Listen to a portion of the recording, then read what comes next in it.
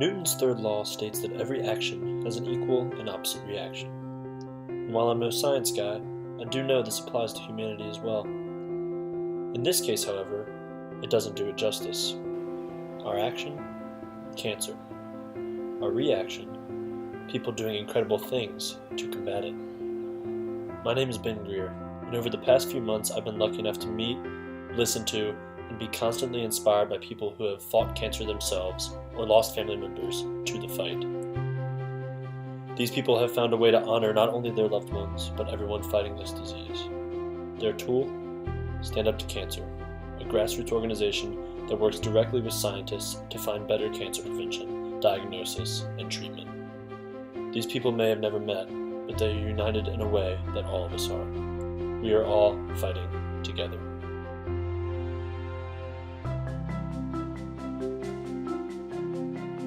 My first stop is Fireworks Pizza in Arlington, Virginia. Hey everybody, it's 4/26 and we're kicking off the 4th annual Stand Up to Cancer fundraiser here at Fireworks. Hi, I'm Pat Malone and I am a cancer survivor 1. And I'm from the DC area. I was born at Georgetown University Hospital right across the river here in Washington, DC. I'm also a 20-year Air Force veteran, and I was told one day I had cancer. Biggest shock of my life. I lifted up a dresser at home, and it was a heavy dresser. Now, I didn't know that I had a tumor inside my chest. And so to move a dresser of a lot of weight, and when I lifted it up, it caused this tumor that I had inside my chest to bleed into itself. They did an ultrasound needle biopsy, and a week later, I got a phone call. And the phone call was, Mr. Malone, you have cancer. Shock of my life, because, it is difficult to talk about because, it's almost like I'm reliving that moment. The low point was the phone call, and then I said, I have to beat it, and I'm determined to beat cancer. I felt I was in good hands when I went over to Walter Reed. I always felt that I was in the best of care. The surgery was tough. It was 7 hours nonstop of surgery, and then I went through about a month and a half, almost 2 months of radiation. But then to be able, a year or so later, when doctors said I'm cancer-free, it gave me enthusiasm to say I'm beating it. My dad has battled. Sorry. My dad. He's battled cancer now for 20 or 30 years, and it's melanoma cancer, and so it comes and goes for him. It comes and goes for him, and it's tough because when you have somebody in the family who's got cancer, then you're actually living through the process with them as well. You're not going through the pain, you're not going through the suffering, but you're understanding that somebody is suffering and somebody is going through a tough situation. So he was a big plus. My son Brian, I'm getting kind of choked up because I had so many people. A good friend, Liz. I could start naming off a ton of people, but there was my family really pretty much came through and said, hey, we're here to support you. And I think anytime there is somebody who has cancer, you're looking for somebody who has either had it or somebody who can support you, and usually family and friends. And I've been lucky in that regard. I wanted to do something to pay it forward because, for me, like I said, I could toast my health, but I didn't want to do that. I thought, there's got to be something that I could do to be proactive because, while I have fought the battle, there are people who are still fighting the battle, and there are some people who have lost the battle, but we all have to kind of get together in this fight against cancer. So I did a little research and I found Stand Up to Cancer. And and I'm glad I did. Just the idea that he thought of this to do a 24-hour stand-up, it's mind-boggling a little bit, and I'm exhausted every time we talk about it. So I can't imagine what it's like for him. I don't know how in the 30 minutes leading up to this he wasn't sitting down, sleeping, napping, or power napping or something. But it's a great story. You know, to be able to come out the other side and fight the way he has, and to raise awareness through the Stand Up to Cancer charity, we're blessed and we're real lucky to be part of it. So, you know, I thank him that we can be part of this each year, and we try to make it bigger and bigger every year. Stand Up to Cancer is a grassroots organization that really is out there, and it's in the forefront now to try to work with the minds of science to try to see what we can do to beat cancer.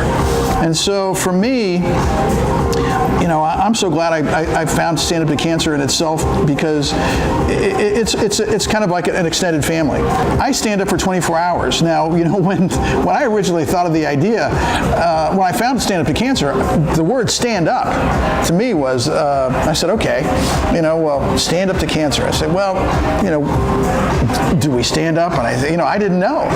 So I actually contacted Bridget Kennedy out at Stand Up to Cancer in LA, and I said, hey, I'd like to do a fundraiser, and that kind of got the ball rolling. So when it comes to this event, we match basically all the donations. So anybody coming in today and donating, or tomorrow or this upcoming week until the beers kick, anybody who gives donations, Fireworks will match up to $1,000 each donation. The Fireworks family of restaurants, that includes the other Fireworks in Leesburg, Tuscarora Mill, Magnolias of the Mill, South Street Under. They're all going to match the beer sales as well. So they're going to give to the cause as well. Raising awareness is super important. And we realize that, you know, money plays a pretty big role in awareness and research. So we try to put our checkbooks as much as we can where our mouth is. So we hope that people are feeling real generous today and tomorrow and the next day and next year and every year after that. Standing up for 24 hours, and I'm not trying to look for any sympathy, it ain't easy. But I do it because there are people who can't stand up. Sorry. So that's my motivation to be here, you know, and it's something that, believe it or not, I enjoy doing this, because I know that whatever money we raise, it goes to a good cause, because 100% of the donations are going directly to the fight against cancer. And believe me, you know, I want to fight cancer every day. You know, it's one of my, if anybody wants to know what my biggest enemy is, it's cancer. And it should be everybody's enemy. I'm here at Fireworks tonight supporting my late grandfather, George Lehman, who died of lung cancer about 7 or 8 years ago. It's near and dear to my heart because my mother passed away from breast cancer. She got diagnosed when I was 5 years old and passed away when I was 15. It's special to me because my mom's a 45-year breast cancer survivor. So, you know, cancer's struck my family, and it's, you know, I just lost a good rugby buddy guy I grew up with to cancer, and anything we can do to raise money to find a cure and support those that have cancer, I'm right there. You know, that's why I'm doing what I do, to try to educate people. And I'm just one person, but you know, I think I'm an extension of the family from Stand Up to Cancer to do what I do, and hopefully what I do will help change lives for the positive. I mean, that's what I'm doing it for. General reaction is always going to be great. I mean, people feel really, you know, they feel inspired themselves when they hear people doing things like this. You know, we were able to get a couple of breweries in the neighborhood to donate some kegs, and it was real easy. And it seemed, you know, Right Proper Brewing in DC, Crooked Run in Loudoun County, and just telling them why we were asking.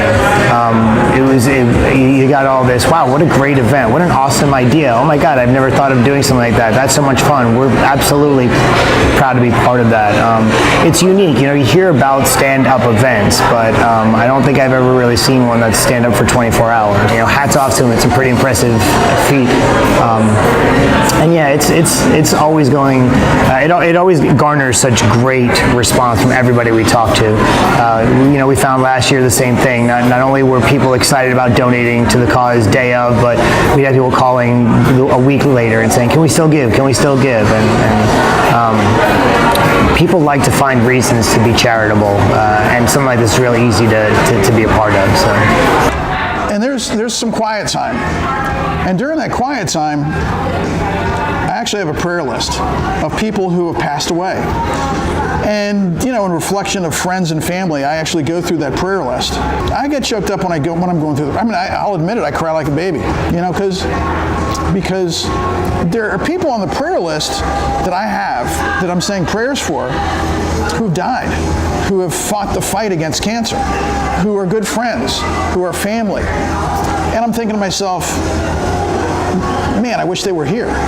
And I think about them and just pray that, I just pray good thoughts.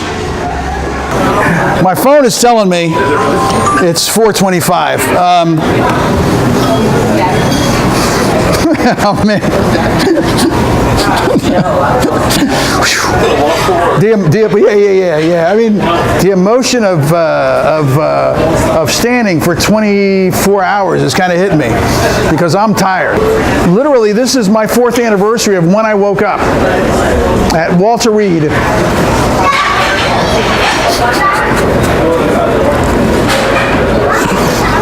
Oh, here we go. The official sit down after how many hours? 24 hours. I'm going to sit down and wow. Standing up for 24 hours, there's a lot of time of reflection of one, why I'm doing this. I'm doing this for Stand Up to Cancer. I'm doing this because there are people who are afflicted with cancer who can't stand up, people who are bedridden, people who are in wheelchairs, people who are afflicted with cancer who are struggling. And so really, that's why I did it. And so for me personally, I had to sit down sometime, and now that I'm sitting down, it feels good that I'm sitting down, and I feel relaxed. I feel like what I did was for a good cause. It's an unfinished mission. I'm not a surgeon. I'm just a guy. I'm just a guy who had cancer. I want to make it so those words go away. I want to be motivated to help the good people at Stand Up to Cancer who are working together to try to work with scientists, doctors, clinics around the whole country and around the world to try to eliminate cancer. And they too want to eliminate those 3 words. You have cancer. So I'm easily coming back doing this next year. I'm looking forward to it. For my next stop, I drove the 809 miles from Richmond, Virginia to Sikeston, Missouri, where I met Mike Gordon at a Motel 6 as he prepared to embark on his quest down the Mississippi River to raise money for Stand Up to Cancer. My name is Mike Gordon. I'm 56. I am from Austin, Texas. What I do for my spare time is I do ultramarathon canoe racing, and I've been doing that for probably 15 years. And one of the things with why I want to do this is because I'm getting towards the end of my racing career. What makes it so compelling is such a cerebral sport. It's how do you train yourself to be able to do that physically, but then it's how do you pick the equipment that works best for you and your style of paddling and your technique and your strategy versus putting together the strategy, knowing the river, knowing where you're going, where your resources are if you need some, the obstacles that you know you're going to have to deal with.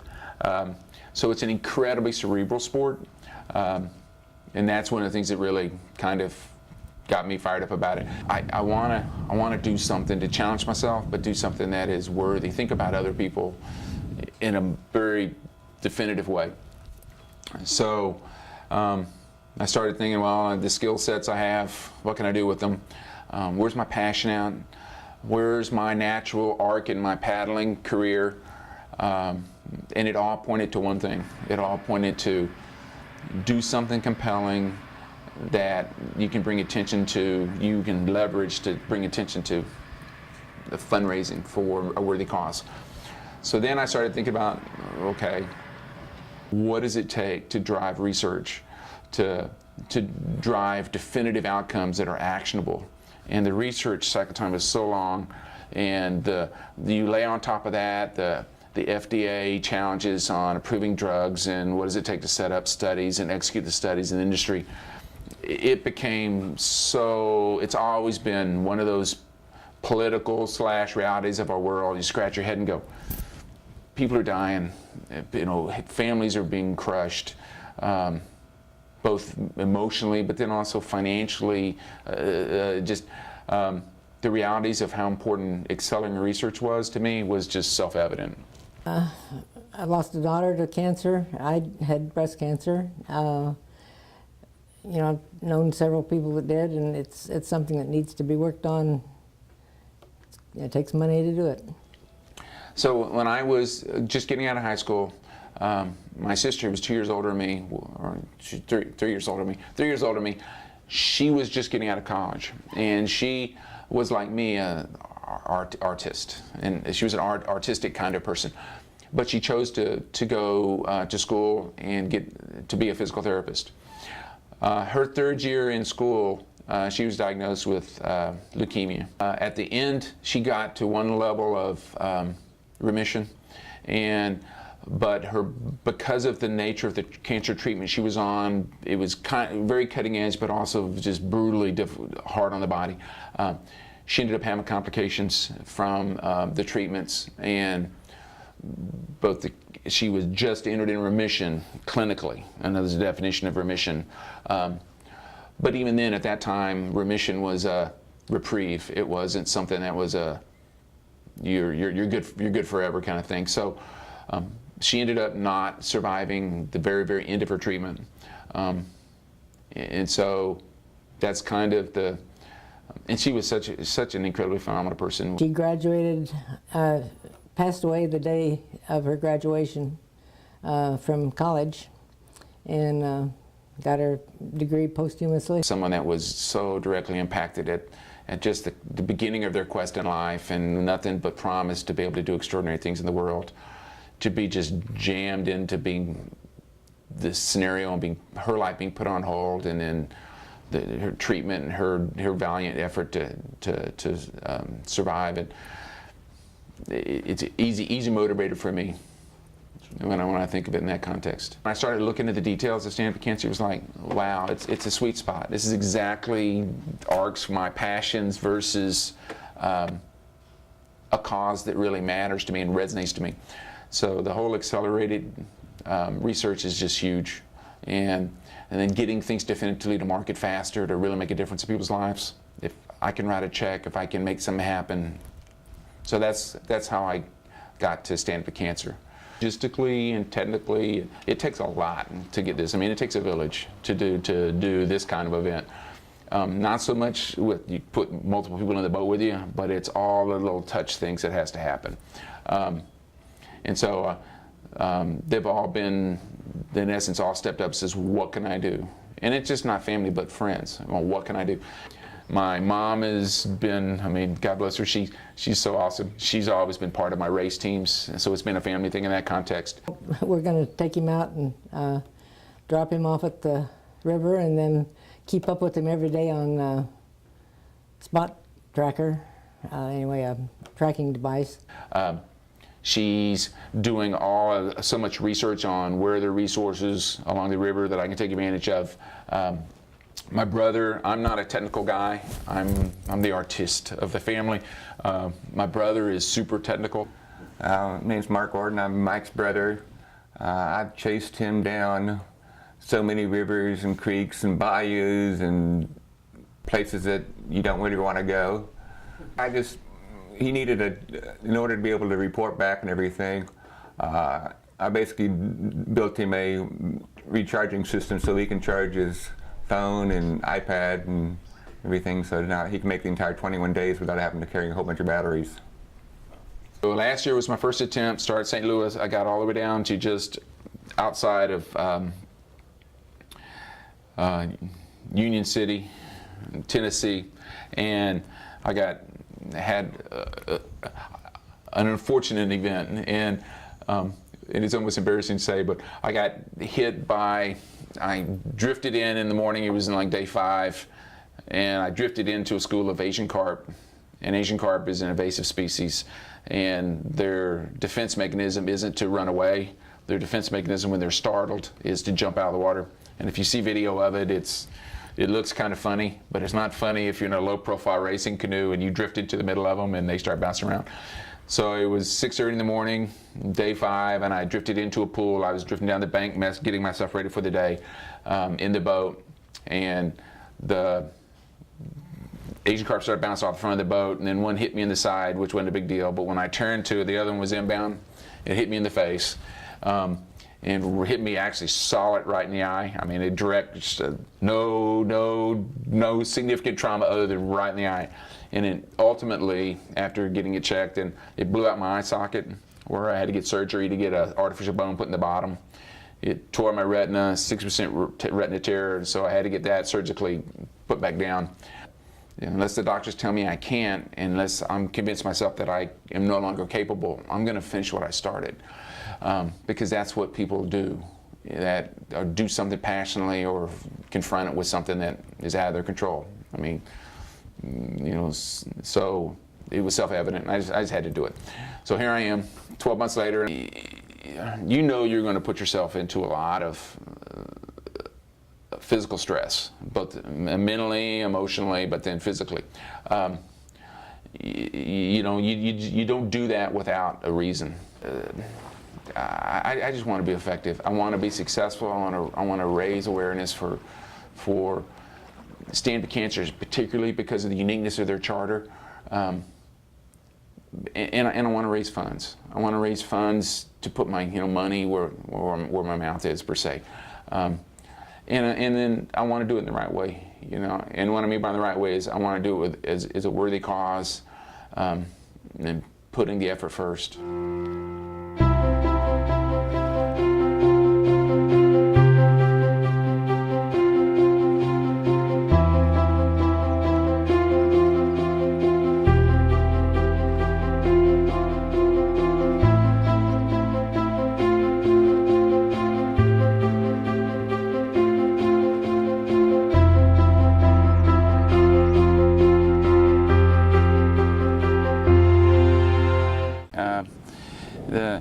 The first day was all about, one, being so excited about getting back in the water, because it's just a unique place, and it's exciting. It was just kind of a warm-up day. Don't want to start hammering hard, because for me, in my golden age, you gotta be cautious about overdriving, so you ramp into this kind of thing slow. I have a whole community of friends who are either working, fighting cancer actively, or are in remission, or have been through the cure phase. And then I've got some that are really in an uphill battle. And every evening when I finish, I have a short list of people that I'm actually talking to on a daily basis, because they're interested in what I'm doing.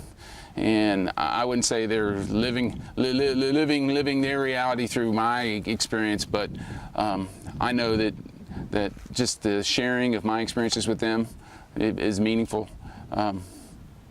So the people that I know, that I'm interacting with, that kind of have a relationship with me and what I'm doing, and I interact with them regularly during this, and it's a kind of a neat synergy. When you do something like this, all it takes to get it all spooled up to go, there's always things that you don't prepare for, you don't think about, you forget, or you take something and the equipment fails. So having two people there that are awesome paddlers, but also well equipped, allows me to take care of a few things that I probably forgot. And it was an easy decision for us to come down here and spend a few days with them getting ready. And we wanted to be a part of it. We just wanted to be there with Mike. And it's about forgetting the city, forgetting the job, forgetting the business. It's about forgetting the race even. We're all racers. Forget all that. Just go hang out on a riverbank with your best buddy and eat good food and enjoy the journey. Yeah. Yeah, it's just an honor to be part of his entire journey. That's very well put. To take something on like that in the first place is remarkable. There's not a lot of people who do that. 3 days out there, and I was done. I was ready to be on shore and back to civilization. And he's going another 15 to 20 days, and he's looking forward to it. And that really is a special person. The ability to overcome hardship, the ability to deal with the solitude. The challenges that come up, the barges, the channel crossing, the 3-foot waves that come out of nowhere, the Asian carp, that you never know what's going to change your game real fast. He's an incredibly positive person. He's very positive.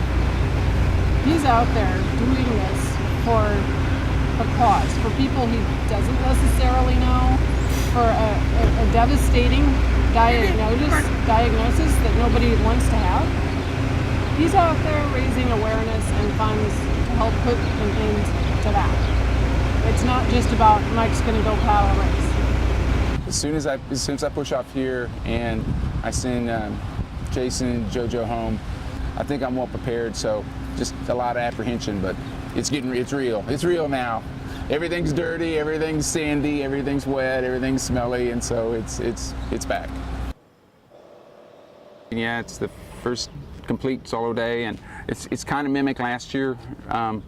So all of a sudden, no safety nets. All of a sudden, no one to share problems with, issues with, and I'm stretching out the mileage. And so today is going to be just over 50 miles, and it's hard, and so I'm having to spend a lot of time consciously thinking, okay, the body of the machine, I've got to take care of my hands, I've already got blisters coming up, I got to take care of my hands, I got to take care of hydration, I got to get enough calories in. So all in all, it's a good day, exactly what I expected, but it's gut check time.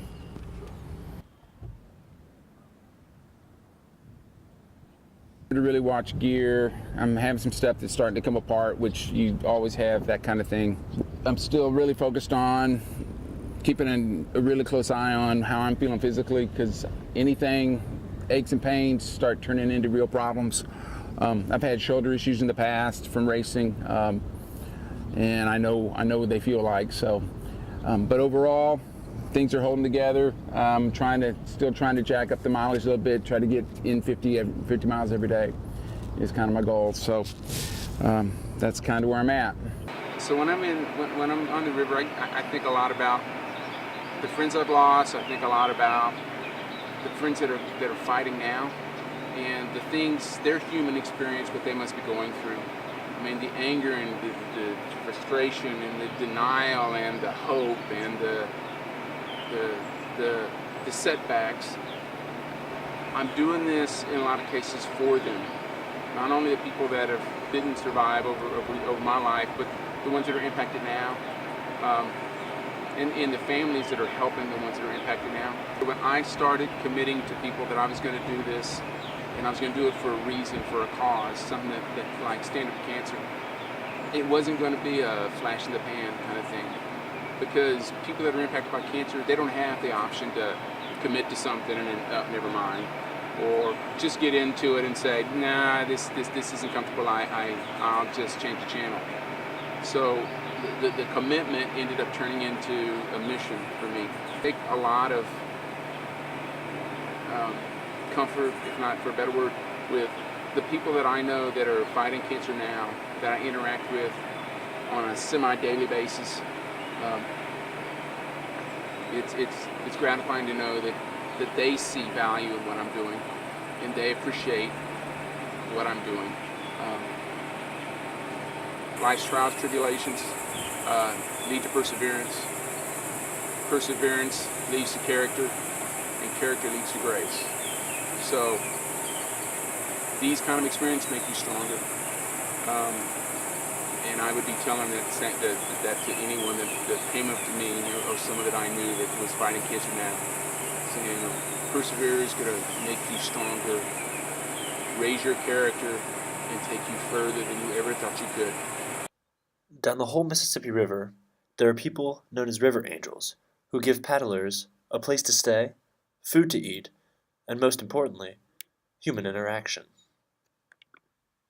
In Greenville, Mississippi, that river angel was Park Neff. So, these are considered the wild miles through here, and you don't have many opportunities to resupply or even get water, so he and I both started bringing people home, putting them. If we know that they're here, we'll try to get them and make a resupply run and take them out to eat, let them shower and get a good night's sleep, put them back on the river. People like Park who have committed their recreation time, their personal time away from their work to be river angels, they're phenomenal people because they get that. They've done the river, they've done, in his case, all the way from source to sea, Lake Itasca all the way to the Gulf. So he understands the nature of what the event is out there when you're out on the water, and he understands how important resources are. But on top of that, there's the humanity part of it, where he understands how exhausting it can be, how lonely it can be, how it can shake your confidence, where in knowing that, he knows how important a friendly face is. Someone that can feel your pain, but at the same time also take care of you. I take inspiration from the friends I know that are battling cancer now, and the families of people that battled valiantly but didn't survive. So when I'm out there paddling and I'm getting tired and frustrated and all the things that happen when you're doing this kind of thing, I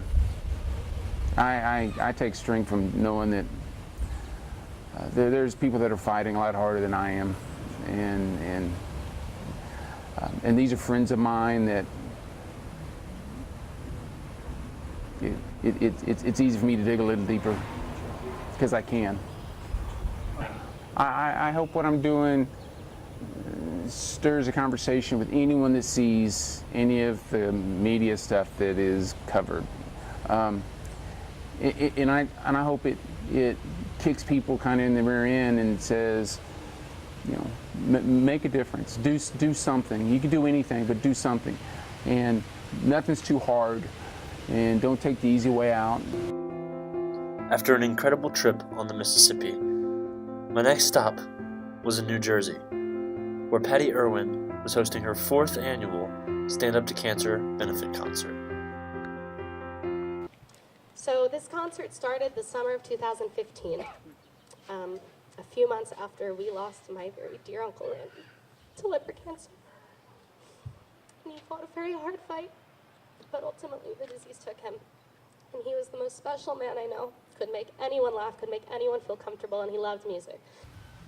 That summer it kind of hit me, and I realized he's really gone, and I felt kind of helpless, and I wanted to do something, and I didn't know what I could do, but I know music, and I know that I have really talented friends who are so willing to give their time, so I, on a Saturday night, decided that I was going to host a Stand Up to Cancer benefit concert, especially because this organization, that side of my family, my uncle's family, was really passionate about and always really loved the work that they did. We put the whole thing together in 6 days, very crazy, very fast, so unorganized, like you know, hi, can you sing? Sure. Okay, get me your music right now. Wait, what? Like crazy.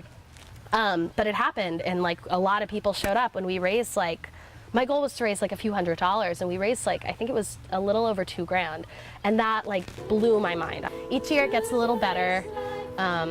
This year's really cool because I have a bunch of my friends from school who flew out from all over the country to perform, and I have a feeling our turnout's going to be bigger this year than it has been, and the weather is perfect. Oh my gosh, we've really lucked out. It's never rained. I think like the universe and the gods are just taking care of us. The first year everyone kind of got here, and then we were like, wait, we need to run pieces, and we were working like right up until the concert started. We make a little more each year, which is really cool, just because I think word gets out that this is a really special night. I started thinking about this year's concert probably as early as like February. As soon as I find a date that works for me and my family, I immediately check with Patrick, who was setting up all the sound stuff, and our bass player, and Amanda, who is our piano accompanist. Because without them, this doesn't happen. They just hold the fort down in terms of the music.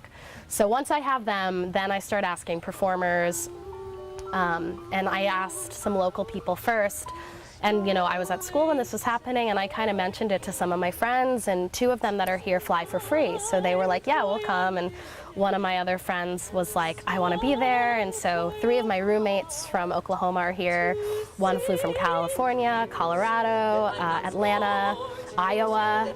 We have someone from New York, upstate New York. You know, for a lot of people, this is their first concert. I think there's 4 of us, me, Amanda, and Patrick, my accompanist, and another singer, Dakota, that have done it all 4 years, which is really cool that, you know, we're all back for it. You know, it kind of gives a ground and a place to not just remember my uncle, but to celebrate his life and just celebrate something that he would have loved so much. So that's really cool. Having this space, you know, to cry and to laugh and to celebrate and to just experience, you know, and remember and inspire. Like, it's just, I think that people crave that. They crave that safe space, and that, you know, it's a beautiful platform to express artistically, you know, all of those things, and allow people to engage with it and talk about it. And a big part of the concert isn't just music, but in between each act we share facts about Stand Up to Cancer to help raise awareness for this like incredible organization. So it's, as much as it's like a night of music, we think of it also as a night of education. Stand Up to Cancer funds a wide range of research initiatives, including the work of more than 79 collaborative teams and 46 individual researchers with cutting-edge ideas. If you are a loved one or fighting this disease, the Stand Up to Cancer website can help you connect with one of the many clinical trials that are happening around the country. Stand Up to Cancer's network of scientists are laser focused on research developments that can be moved quickly from the lab to the clinic. This approach, called translational research, brings new treatments to patients who need them now by closely involving clinical trial teams. I think people want to find a reason to celebrate life and not just mourn the loss, and I think that this concert kind of gives people that opportunity to do that. Try to pick something that's very personal and something that I think resonates with this cause, with this organization. Last year I sang a song called The Secret of Happiness, and it's all about, that song was just about being present in the moment and being grateful for what's in front of you, because we don't know what tomorrow brings. And this year I picked the song A Million Reasons by Lady Gaga, because it's about hope, and it's about when everything is telling you to give up and to lose hope and to stop trying, you just need one reason to keep going. And I hope that that song kind of serves as a reminder to people that, you know, no matter how distraught things seem, like all you need is that one reason to just keep fighting and to just keep pushing forward and to keep going. And yeah. 100 million reasons to walk away, but baby, I just need one good one to stay. Head stuck in a cycle, I look off and I stare. It's like that I've stopped breathing but completely aware, 'cause you're giving me a million reasons, giving me a million reasons, giving me a million reasons, about a million reasons. And if you say something that you might even mean, it's hard to even fathom which parts I should believe, but you're giving me a million reasons. reasons, giving me a million reasons, giving me a million reasons, about a million reasons. I bow down to pray. I try to make the worst seem better. Lord, show me the way to cut through all this worn out leather. I've got 100 million reasons to walk away, but baby, I just need one good one to stay. Oh baby, I'm bleeding, bleeding. Can't you give me what I'm needing, needing? Every heartbreak makes it hard to keep the faith.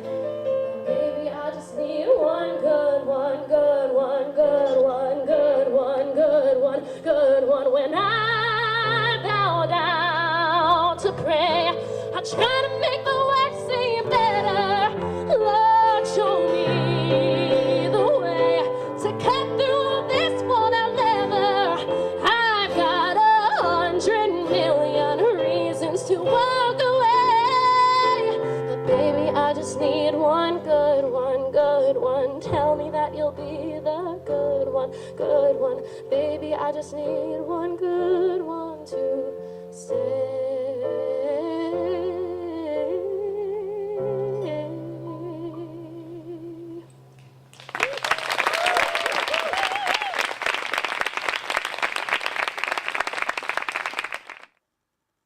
I first became involved with Stand Up to Cancer through the Deb Engstad football tournament. After one of my best friends, David Engstad's mom, Deb, passed away our sophomore year of high school. Here's the incredible story of Deb's fight, the strength of the Engstad family, and the community that inspired me to go see what other stories were out there. She was always not intense, but very passionate about anything she did, whether it was work or me or her marriage or my friends or anything. She always gave 100%. She never went in 50%, and I mean that was pretty evident in her battle. They gave her 6 weeks to live at one point. She lasted more than a year, which says a lot, but she was always willing to just give you the shirt off her back. Never took any BS, that's for sure. But if you put in effort, she was definitely there to help you through whatever you needed. Well, it all happened so fast for us. It started with a visit to the emergency room. So within about 2 hours of being in the emergency room, they came in and sat down and said, you know, we believe you have cancer. We want to admit you to the hospital and confirm that diagnosis. So it was a very quick transition from relative normalcy to, okay, now you've got cancer. I actually remember the day that my dad told me. We just finished a game, and he pulled up and picked me up in his truck, and usually he was like, all right, where do you want to go get dinner? You want to go to El Paso, which was our favorite restaurant at the time. And he kind of paused and said, no, like I think we need to like go for a drive. And I was like, oh, okay, like what do you mean? He's like, let's just go find somewhere quiet. And we pulled around right next to the girls' soccer field, and he told me that my mom had been in the hospital for a couple days, and he was like, they've done a lot of tests and they've ruled out a lot of things, and they think it's cancer. They're like 99% sure. And I just remember he and I just both breaking down, and I mean, it was like the most devastating news you can ever get.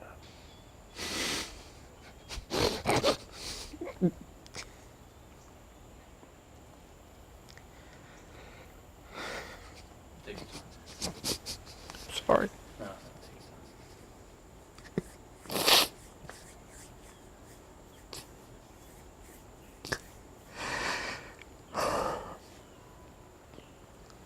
Oh, I'm sorry.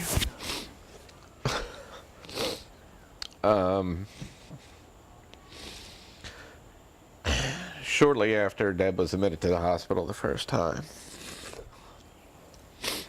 her liver failed. And then, I guess prior to that, the doctor came in, the oncologist came in, and he basically, I mean, we kind of knew she had cancer at that point, but when you finally get a definitive diagnosis of cancer, I mean, she turned and looked at me and said, okay, game on.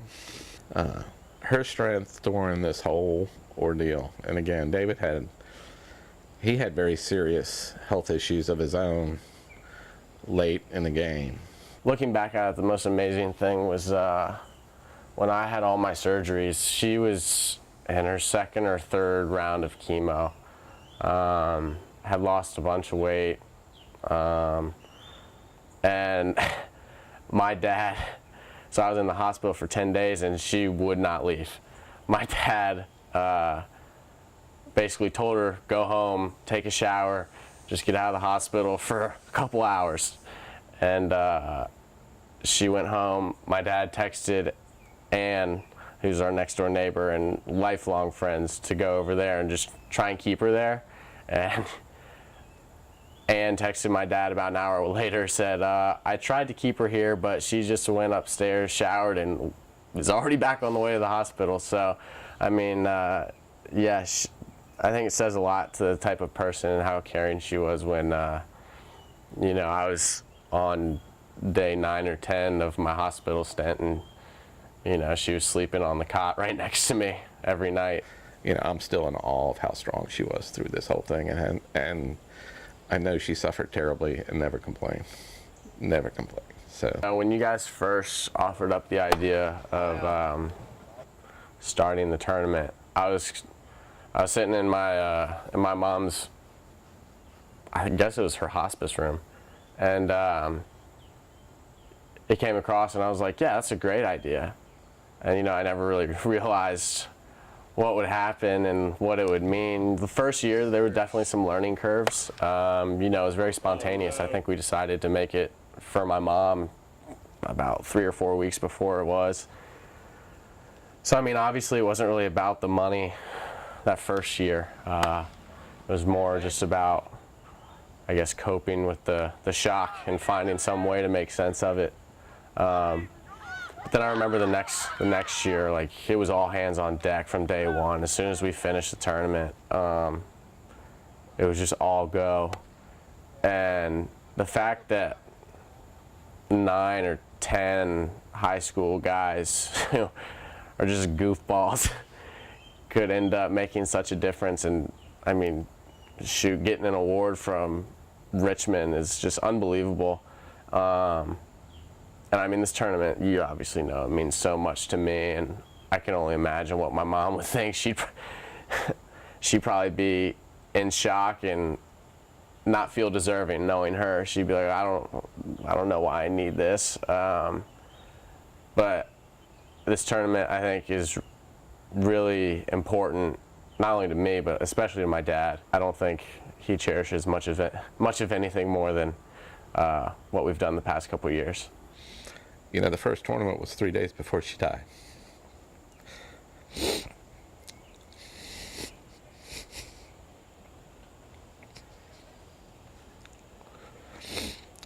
The good news is she knew about it.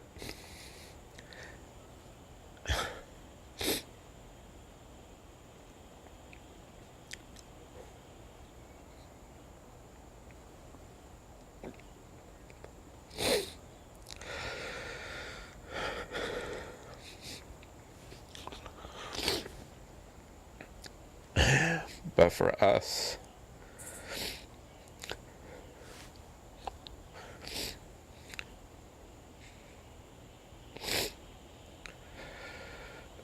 I didn't learn till later how it kind of came to be.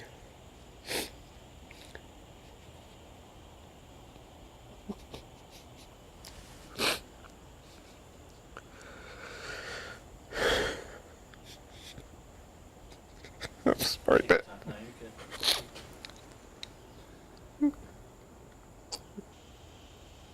you to know that David's friends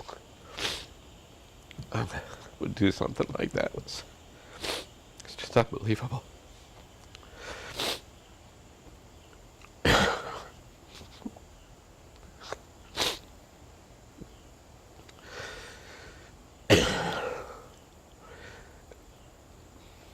And for a group of 15-year-old boys to do something like that, it's just awesome.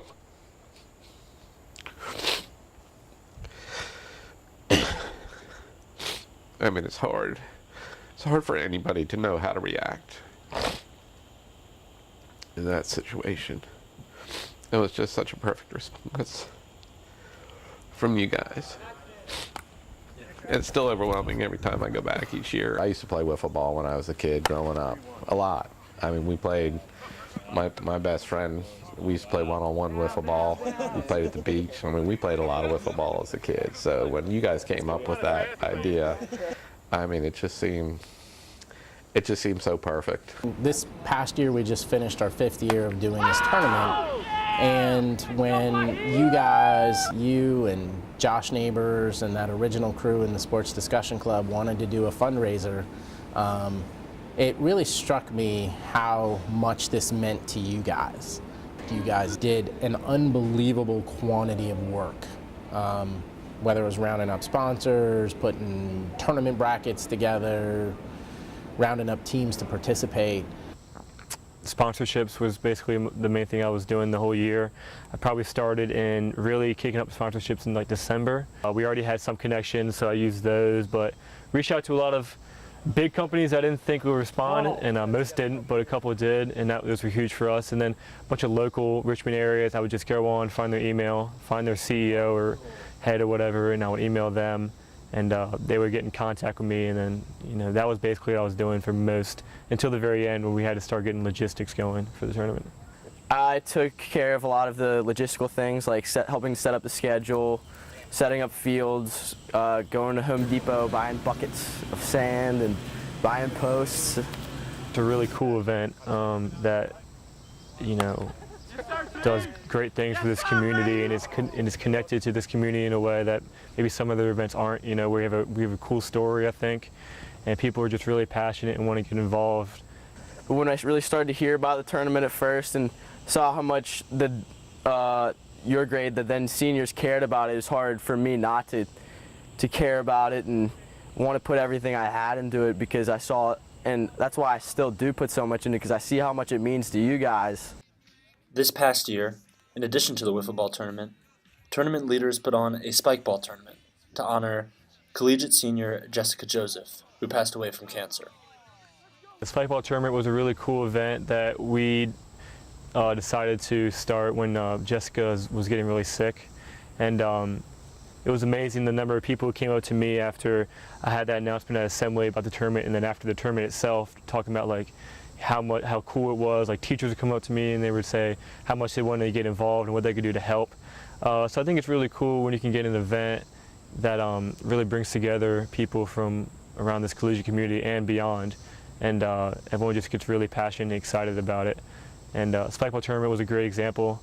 We did it really on a whim. We announced like 2 weeks before the tournament. We had like 45 pairs come up and play. So it was a really cool thing, and it was really fun.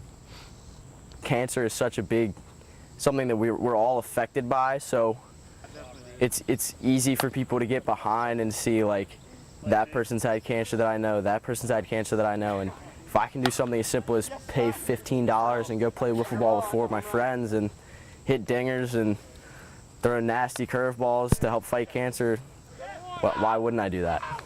In 2016, Alex Peavy was diagnosed with cancer. Before his diagnosis, he was one of the most influential people on Collegiate's campus.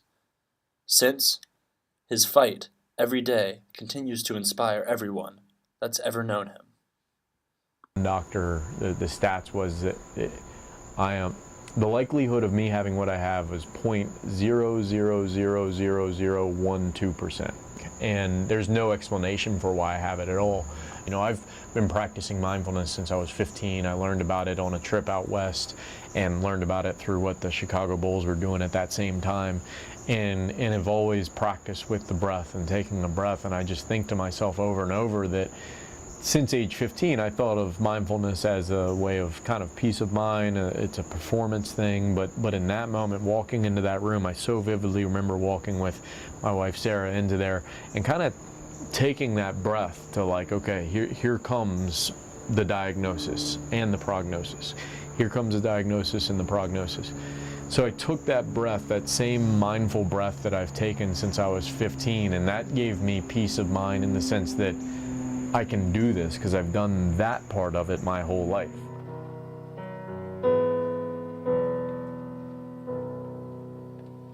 Have you ever felt like nobody was there? Have you ever felt forgotten in the middle of nowhere? There are so many people who are fighting cancer. Let me say this, there are women, men, I mean, cancer doesn't care whether you're male or female. Cancer doesn't care whether you're Republican or Democrat. Cancer doesn't care what your sexual orientation is. Cancer doesn't care what your race is.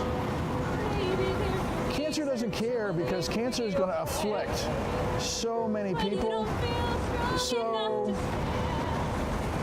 universally, that's my motivation to do this again, and to try to raise more money next year for whatever little I can give back. This is for me paying it forward. Oh, when you hear the darkness crashing through, when you need a friend to carry you. Capability is beyond belief, and so you think you can only go this far, but trust me, you can go way further. It's raising the awareness that all of us have to, when we have opportunities, try to do something extraordinary to make an impact on this battle against cancer, because in many cases we're so close with research. In many cases we've found what people would consider close to cures, but there's so much more to do. You will be found.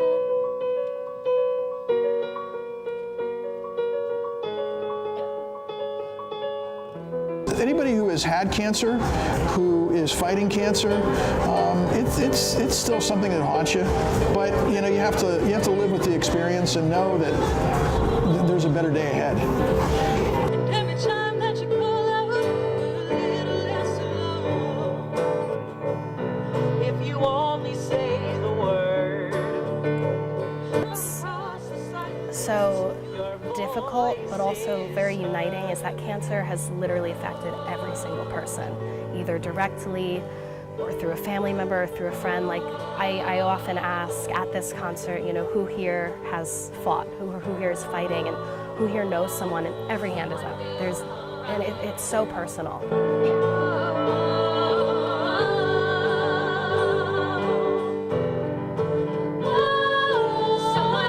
It's to make this statement that we can all do our part. We can all stand up.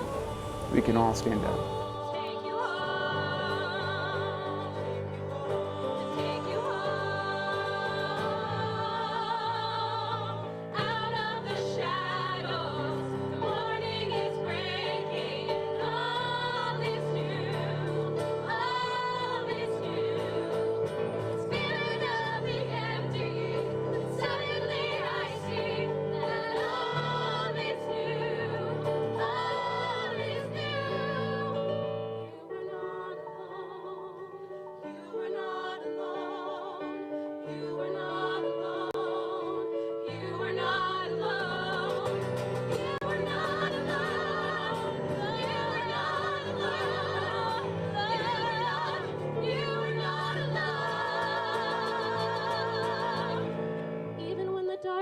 Crashing through, when you need someone to carry you, when you're broken on the ground,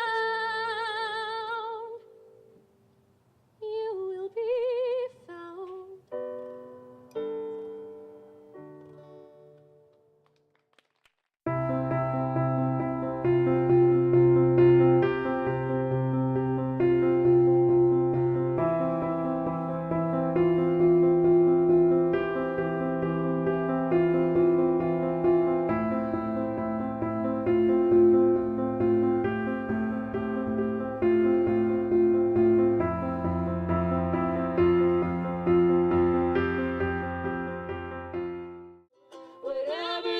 world can give to me.